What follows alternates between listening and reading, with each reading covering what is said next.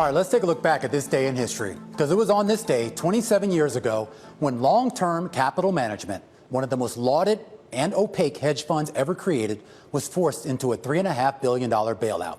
A stunning fall from grace for the brainchild of former Salomon Brothers trader John Meriwether, who in 1994 recruited financial industry heavyweights like Goldman chairman John Corzine, New York Fed President William McDonough, future Nobel winners Myron Scholes and Robert Merton, and three of the brightest mathematical minds in the world, Victor Hagani, Lawrence Hillenbrand, and David Mullins.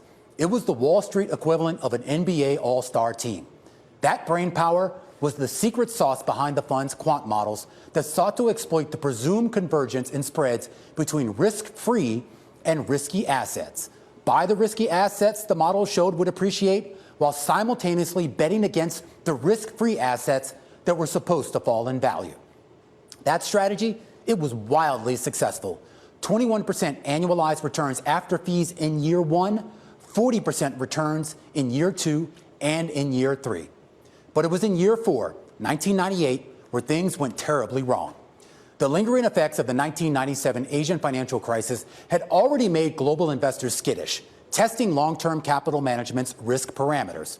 But it was Russia's debt default in August 1998 that sent investors on a mad dash for risk-free assets and a hasty retreat from everything else. In short, everything that long-term capital management owned, risky assets, was falling in price, and everything that it had sold short, sovereign risk-free debt, was going up in price. The counter moves, combined with the fund's outsized leverage, led to $4 billion in losses that brought it to the verge of collapse.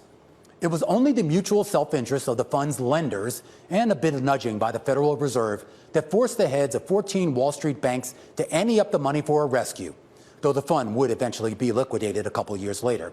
The coordinated bailout has been widely derided for sending a signal that banks could take as much risk as they want, since the government would ride to their rescue to prevent widespread fallout. Too big to fail, if you will.